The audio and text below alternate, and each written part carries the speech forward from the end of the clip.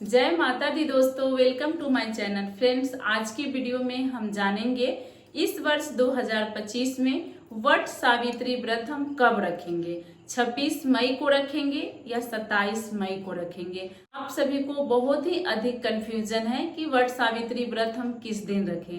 इसी के साथ हम जानेंगे कि वट सावित्री व्रत की पूजा हम कब करेंगे, क्योंकि अमावस्या तिथि दोपहर से प्रारंभ हो रही है। तो पूजा कब करनी चाहिए, कब करना शुभ होगा, और वट सावित्री व्रत की नहाय खाए से लेकर पारण तक की एक एक जानकारी, संपूर्ण नियम विधि आपके साथ इस वीडियो में मैं शेयर करूंगी। जो लोग पहली बार व्रत कर रहे हैं वो कैसे करेंगे, संपूर्ण जानकारी आपको इसी वीडियो में प्राप्त हो जाएगी।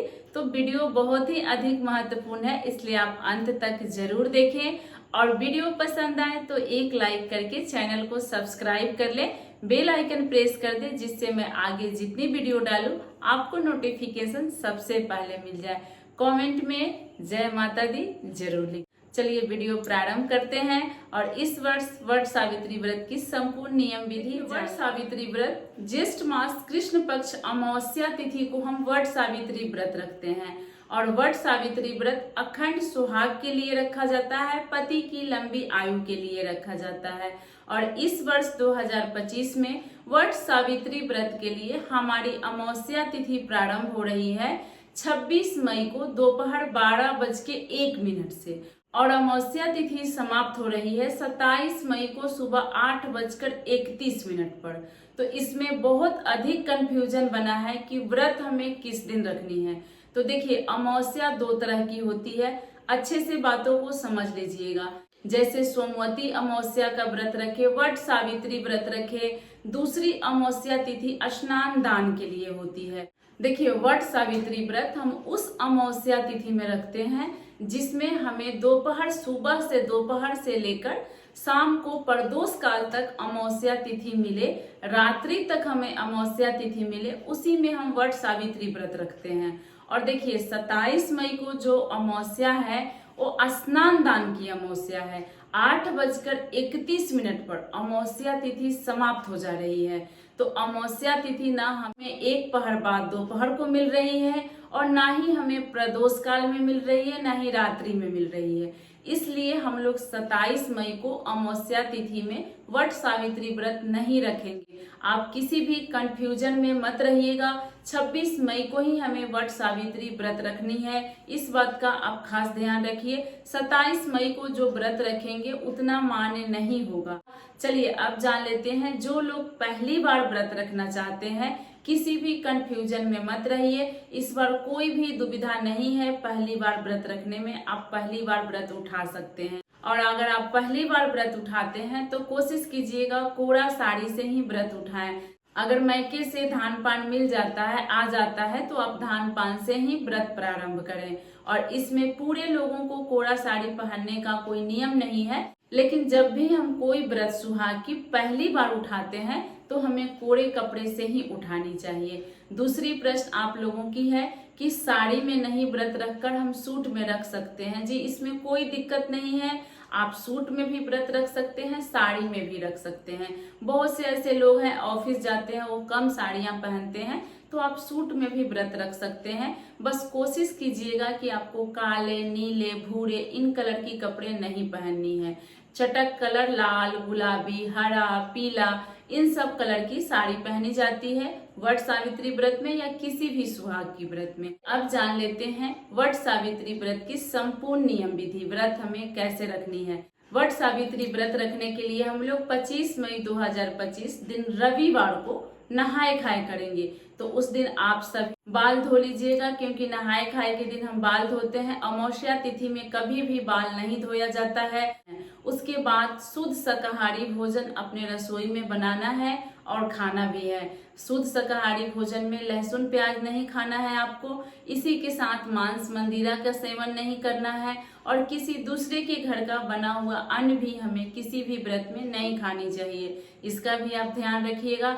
बाहर का खाना, जैसे हम रेस्टोरेंट से ऑर्डर करके खाते हैं, तो इन खाना में भी शुद्धता का गारंटी नहीं होता है। तो नहाए खाए के दिन आप कोशिश करें कि बाहर का भी भोजन ग्रहण न करें, दूसरे के घर का बना हुआ अन्न ग्रहण न करें।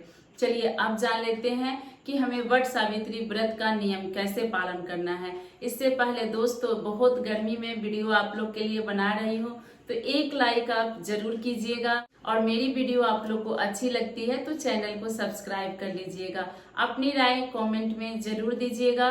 तो चलिए वट सावित्री व्रत का नियम जान लेते हैं। तो 26 मई 2025 दिन सोमवार को वट सावित्री व्रत रखेंगे। इस दिन आप कोशिश कीजिए ब्रह्म मुहूर्त में उठने के लिए। 4 बजे उठेंगे आप तो ज्यादा अच्छा है। 4 बजे उठिएगा तो आप ठंडे ठंडे में पूजा पाठ कर लीजिएगा, आपको ज्यादा परेशानी नहीं होगा। और जो लोग इतनी गर्मी में पानी ग्रहण किए बिना नहीं रह सकते हैं तो सूर्योदय से पहले आप पानी पी सकते हैं। इसमें ऐसा कुछ भी नहीं है, क्योंकि कोई भी व्रत में हम सरगी खाते हैं तो फल फूल जल पे हम व्रत रखते हैं, तो सरगी का कोई खास नियम नहीं है। लेकिन अगर आप पानी पीना चाहते हैं तो आप सूर्योदय से पहले पानी पी सकते हैं। इस चीज का ध्यान रखिएगा कि बहुत अधिक गर्मी है, जितनी नियम हमसे हो सके उतना ही हमें पालन करना चाहिए। उसके बाद देखिए, बहुत अधिक आप सभी का कंफ्यूजन है कि पूजा हमें कब करनी है, क्योंकि अमावस्या तिथि दोपहर में मिल रही है। तो देखिए, जिस दिन कोई भी व्रत होता है, खास करके सुहाग वाली व्रत, तो सूर्योदय कालीन से ही व्रत माना जाता है। क्योंकि आप सभी को पता है कि अमावस्या तिथि तो 12 बजे प्रारंभ हो रही है, तो क्या हम 12 बजे से पहले खा पी सकते हैं? नहीं खा पी सकते, क्योंकि हम व्रत का संकल्प ले चुके हैं, व्रत धारण कर चुके हैं। तो इसीलिए सूर्योदय के बाद से उदया तिथि मान हो जाती है उस व्रत के लिए। तो इस भ्रम में आप इतनी गर्मी में न रहें कि हम 12 बजे के बाद पूजा करेंगे। बहुत अधिक भीड़ होता है वट वृक्ष के समीप, तो अगर आप 12 बजे के बाद जाइएगा तो आपको जाते जाते 1 बज जाएगा, पूजा करके आइएगा 2, ढाई, 3 बज जाएगा। और इतनी गर्मी में इतने देर तक आप बिना जल के नहीं रह पाएंगे। व्रत रखने के चक्कर में हमारी तबीयत खराब हो जाएगी और लेने की देनी पड़ जाएगी। इसीलिए आप लोग सुबह पूजा कर ले, कोई दिक्कत नहीं है। सुबह पूजा करने में सूर्योदय से बाद आप पूजा करें, उदया तिथि मान हो, आपकी संपूर्ण पूजा मान्य हो पाएगी। तो इसीलिए आप लोग इस भ्रम में न रहें कि हमें दोपहर को पूजा करनी है। उसके बाद देखिए, बहुत ही अच्छे से हमें 16 श्रृंगार करके वट सावित्री व्रत के लिए तैयार होना है। उसके बाद हम जाएंगे पूजा करने। पूजा हम वट वृक्ष के समीप भी जाकर कर सकते हैं, और अगर आपके आसपास में वट वृक्ष का पेड़ नहीं है, आप लोग ध्यान दीजिएगा कि उस दिन बहुत शहरों में जिनको वट वृक्ष का पौधा नहीं मिल रहा है, डाल नहीं मिलता है, फूल वाले भी रखते हैं। खरीद कर मंगाए तो भी और पेड़ से तोड़ कर मंगाए तो भी एक दिन पहले ही 25 मई को ही आपको मंगा लेनी है। घर में भी अपने पूजा मंदिर में सभी देवी देवताओं को विधिवत पूजा करनी है, क्योंकि हम सुहाग का व्रत रखे हैं। उसके बाद हमें वट वृक्ष के पास जानी है या घर में वट की डाल लेकर पूजा करनी है। इस पूजा में विशेष होता है बांस की बनी पंखा और काला चना, इसके बिना नहीं हो सकता है। तो देखिए, बहुत लोगों का प्रश्न आ रहा है कि हमारे पास नहीं मिलता है बांस की पंखा, तो जी मेरे पास भी नहीं मिलता। तो ऐसे में आप क्या कीजिएगा कि वट का जो पत्ता मिल जाए आपको, तो उसको भी आप एक दिन पहले से सुई धागे से टाक करके आप पंखा के शेप दे करके एक बांस की लकड़ी या नीम की लकड़ी, कोई भी मिल जाए, आम की लकड़ी, तो आप उसको डंडी की तरह बनाकर पंखा बना सकते हैं। कागज पे चिपका दीजिएगा, कागज पकड़ के सिलाई कर देंगे तो उससे भी बन जाता है। हमारे पास भी बहुत लोगों को नहीं मिलता है, तो इस तरह से बनाते हैं। अगर वट वृक्ष आपको न मिले तो तुलसी जी में भी वट सावित्री का पूजा किया जाता है, इसमें ऐसा कुछ भी नहीं है। देखिए, मन साफ और शुद्ध होनी चाहिए, भगवान हमारी पूजा जरूर स्वीकार करते हैं।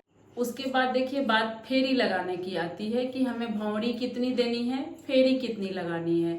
तो देखिए, सबसे पहले तो 108 फेरी का नियम है, लेकिन देखिए 108 फेरी अगर आप सक्षम हो तो ही लगाएं, नहीं सक्षम हो तो आप 11, 21, 51, 15 इस संख्या में, विषम संख्या में आप फेरी लगा सकते हैं। फेरी हम लगाते हैं अपने आंचल में। इस तरह से हम चने एक पोलोथीन में रख लेते हैं और अपनी सिंदूर रख लेते हैं। एक भौंरी हम घूमते हैं और आकर जहाँ पे हम ऐपन से सावित्री माता की तस्वीर बनाए रहते हैं उसमें सिंदूर चढ़ाते हैं और गिनती का एक चना रख करके अपनी मांग में भी वही उंगली सटा लेते हैं। इसी तरह से हम लोग 108 या 51, 21 भौंरी देते हैं, फेरी लगाते हैं। आप लोग देख लीजिएगा, जितना सकान हो उतना ही लगाइएगा, क्योंकि गर्मी बहुत ही अधिक है, इस चीज का भी ध्यान रखिएगा। इसी के साथ वट वृक्ष के पास बहुत अधिक भीड़ होता है, तो किसी से झगड़ा लड़ाई हल्ला ना करे, इससे व्रत खंडित माना जाता है। सुहाग की व्रत है, पूजा करने के बाद वहाँ जितनी महिलाएं हैं उनको सिंदूर जरूर लगानी चाहिए। आप जो काले चना लेके जाइएगा वो थोड़ा अधिक भिगो कर ले जाइएगा, एक एक मुट्ठा सबको खोइछा दे करके मांग में सिंदूर लगाया जाता है। माना जाता है कि सुहाग की व्रत में हम जितना बांटते हैं उतना ही अधिक हमारी सुहाग बढ़ती है। उसके बाद देखिए, वट सावित्री का पूजा करने के बाद आप घर आइए, घर आकर मीठा जल बनाते हैं जिसे शरबत बोला जाता है, बिना नींबू का बनाइएगा, खट्टा चीज नहीं। और अपने पति की पूजा कीजिए, पंखा झेलिए और वही मीठा जल अपने पति को पिलाकर फिर वही उनका जूठा हम पीकर व्रत खोलते हैं, तो ये बहुत अच्छा माना जाता है। उसके बाद देखिए, पैर छूकर अपने पति का भी आशीर्वाद लेना चाहिए। उसी के साथ घर में जितने बड़े बुजुर्ग हैं सबका आशीर्वाद लीजिए। अगर आप शहर में अकेले हैं, घर में कोई नहीं है, तो फोन करके अपने बड़ों का आशीर्वाद उस दिन जरूर ले लीजिए। उसके बाद देखिए, कोशिश तो हमें यही करनी चाहिए कि पूरे दिन हम फल फलहार खाकर व्रत रखें, सेंधा नमक भी ना खाएं, और अन्न तो बहुत दूर की बात है, क्योंकि देखिए सुहाग की व्रत है और इतना मेहनत से हम लोग पूजा पाठ करते हैं, व्रत धारण करते हैं, तो हमें नहीं खानी चाहिए।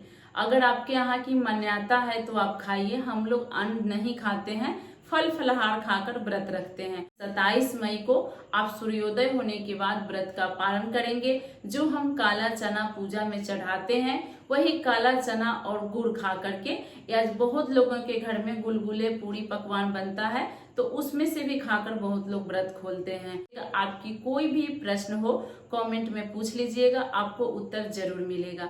तो आशा करती हूँ इस वर्ष 2025 की वट सावित्री व्रत की संपूर्ण जानकारी आपको इस वीडियो से प्राप्त हो गई होगी। जो बातें रह गई है वो अगले वीडियो में मैं शेयर कर दूंगी आप लोग के साथ। आगे की वीडियो देखने के लिए आप चैनल को सब्सक्राइब कर लीजिएगा। आज की वीडियो यहीं तक थी, मैं मिलूंगी आपसे अन्य वीडियो में। आप सभी को आने वाली वट सावित्री व्रत की हार्दिक शुभकामनाएं।